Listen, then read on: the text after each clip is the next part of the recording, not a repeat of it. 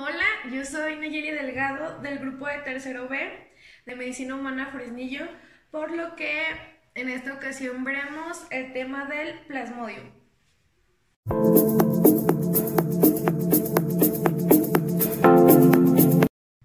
Entonces, comenzaremos por la definición. ¿Qué es un plasmodio?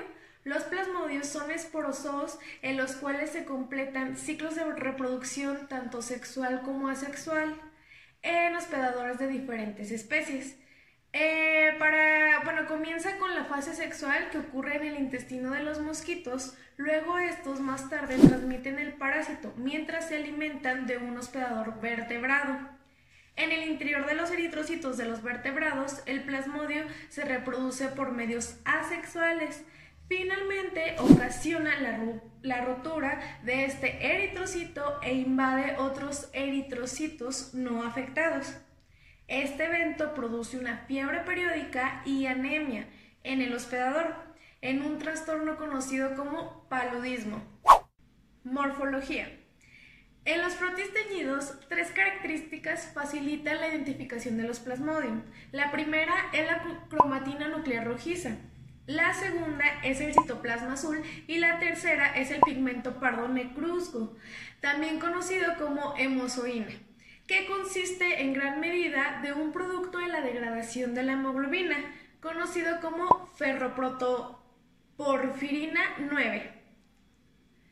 El aspecto de cada uno de los 4 parásitos del género Plasmodium que infectan a los humanos es lo bastante diferente como para permitir su diferenciación en los protisteñidos. En esta imagen podemos observar la morfología de los diferentes parásitos productores de paludismo en sus distintas etapas. Ciclo vital. En tanto al ciclo vital, este va a iniciar con un mosquito hembra del género Anopheles que ingiere gametocitos de hembra y macho circulantes durante la alimentación desde un ser humano con paludismo. En el intestino del mosquito, los gametocitos maduran y se lleva a cabo la fertilización y el cigoto resultante de esto va a penetrar en la pared intestinal del mosquito, donde se va a alojar y va a dar origen a una vacuola para formar un oquiste.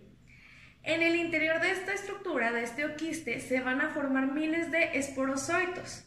El quiste va a aumentar tanto de tamaño que va a explotar, se va a romper, liberando así todos estos esporozoitos en la cavidad corporal del mosquito. Algunos van y penetran en las glándulas salivales, volviendo al mosquito altamente infeccioso para los humanos. El tiempo necesario para completar el ciclo en el mosquito varía de 1 a 3 semanas. Todo depende de la especie del insecto, del parásito, así como de la temperatura y humedad ambientales. El ciclo asexual comienza cuando los esporozoitos que se encuentran en las glándulas salivales del mosquito son inyectados a los capilares subcutáneos del humano y circulan en la sangre periférica. 1 hora más tarde se fijan a las células hepáticas, o sea, los hepatocitos, y las invaden. 1 o 2 semanas más tarde, estos hepatocitos infectados se rompen, liberando merozoitos en la circulación general. La fase eritrocítica, que es la siguiente del paludismo, se da cuando se une este merozoito hepático, que fue liberado de la célula hepática que ya se rompió, se une con un receptor específico en la superficie del eritrocito. Después de su unión, el merozoito causa la invaginación de la membrana celular y sufre endocitosis con lentitud. En unas cuantas horas ocurre una división nuclear, dando origen a esquizontes multinucleados. Cada 48 horas o cada 72 horas después de la invasión inicial, según sea el tipo de plasmodium, se rompen los eritrocitos infectados liberando merozoitos y se producen las primeras manifestaciones clínicas de la enfermedad. Las células hijas, ya que invaden a otros eritrocitos, ya sea que repitan este ciclo sexual invadiendo otros eritrocitos y igual explotando y volviendo a repetirlo, o se transformen en formas sexuales, las cuales no van a producir la destrucción de los eritrocitos, sino que van a continuar circulando en los vasos periféricos hasta que son ingeridas por un mosquito apropiado. Esta imagen es el perfecto resumen de todo lo anterior que acabo de explicar. Epidemiología. En tanto a la epidemiología, el Plasmodium vivax es la que representa distribución más amplia de las 4 especies y junto con el parásito poco común, que es el Plasmodium malariae, estos dos se encuentran principalmente en regiones templadas y subtropicales. Luego, el Plasmodium falciparum es el microorganismo dominante en los trópicos y por último el Plasmodium ovale es poco común y se encuentra principalmente en África. Este mapa nos muestra con color amarillo las regiones en las cuales ocurre la transmisión del paludismo. La intensidad de la transmisión del paludismo en una región endémica depende tanto de la densidad y hábitos de alimentación de los mosquitos vectores, tanto de la prevalencia de humanos infectados quienes actúan como reservorios de los parásitos. En regiones hiperendémicas, hiperendémico quiere decir que son áreas donde más del 50% de la población representa parasitemia, la transmisión suele ser constante y las manifestaciones de la enfermedad son moderadas a causa de un desarrollo de inmunidad. La mortalidad prácticamente está restringida en gran medida a lactantes y adultos no inmunizados que migran hacia estas regiones. Patogénesis. Como consecuencia de la invasión de los eritrocitos por Plasmodium aparecen distintos fenómenos inmunológicos que son característicos, que son característicos del paludismo. El primero es la fiebre, la cual puede ser mediada por el hecho de que es posible que los pirógenos derivados de los parásitos se liberen al momento de la esporulación, o también la fiebre podría ser consecuencia de la liberación de interleucina 1, de factor de necrosis tumoral, o ambos a partir de macrófagos que participan en la ingestión de restos de parásitos o eritrocitos. El segundo es la anemia, debido a que los eritrocitos parasitados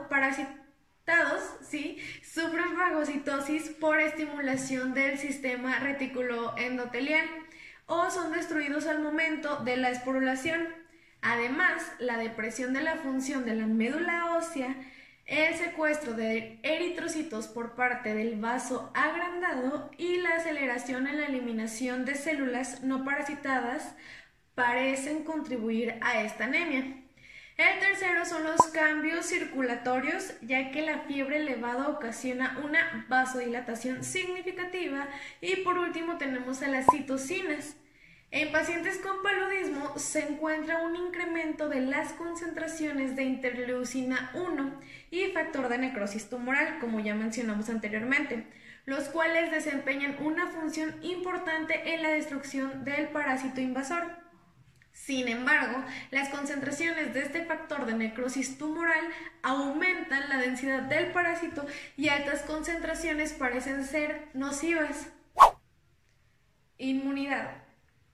Una vez infectado, el hospedador con rapidez desencadena una respuesta inmunitaria específica contra la especie y cepa, lo que por lo común limita la multiplicación del parásito con manifestaciones clínicas moderadas de la enfermedad, sin eliminar la infección, fenómeno conocido como premunición. Esto se continúa con un periodo prolongado de recuperación con exacerbaciones recurrentes tanto en síntomas como en el número de los parásitos eritrocíticos. Con el tiempo, estas recurrencias se tornan menos graves y menos frecuentes y finalmente se detienen por completo. Manifestaciones clínicas. Las manifestaciones clínicas de paludismo varían con la especie de Plasmodium, pero por lo común incluyen fiebre, escalofrío, esplenomegalia, y anemia. La característica distintiva de la enfermedad es el paroxismo palúdico, que consiste en que estas manifestaciones inician con la etapa fría, que persiste por 20 a 60 minutos. Durante este periodo, el paciente experimenta escalofríos continuos y siente frío.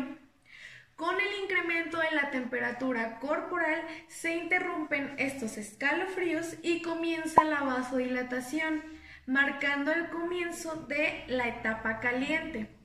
La temperatura continúa elevándose por 3 a 8 horas y alcanza un máximo de 40 a 41.7 grados centígrados para más tarde iniciar su deceso. La etapa húmeda consiste en la disminución de la fiebre y diaforesis profusa. Todo esto deja al paciente exhausto, pero en un buen estado general, hasta el inicio del siguiente paroxismo. El primer ataque a menudo es intenso y puede persistir por semanas en el paciente no tratado. Después, el paroxismo se torna menos regular, menos frecuente y menos grave, para finalmente que se interrumpan todos estos síntomas con la desaparición del parásito de la sangre. Diagnóstico. Cabe demostrar la presencia de parásitos de paludismo en frotis teñidos de sangre periférica en prácticamente todo paciente con síntomas. Por lo común se utiliza sangre venosa o capilar para las frotis grueso y delgado, los cuales se preparan con tinciones de Gray o Yensa y se examinan en búsqueda de parásitos eritrocíticos. Tratamiento. El tratamiento completo del paludismo requiere la destrucción de las 3 formas parasitarias. El esquizonte eritrocítico, para que termine el ataque clínico, el esquizonte hepático, para evitar una recaída, y el gametocito eritrocítico, con el que se torna el paciente no infeccioso para el mosquito Anopheles, con el que se rompe el ciclo de transmisión. Para lograr todo esto se utilizan fármacos como la cloroquina, que es una 4-aminoquinolina y ha sido el fármaco más utilizado. Actúa al inhibir la degradación de hemoglobina, con la que se limita la disponibilidad de los aminoácidos necesarios para su crecimiento. Otros fármacos esquizonticidas incluyen quinina-quinidina, mefloquina, alofantrina y artemisininas. Y bueno, con esto finalizamos. Gracias por su atención.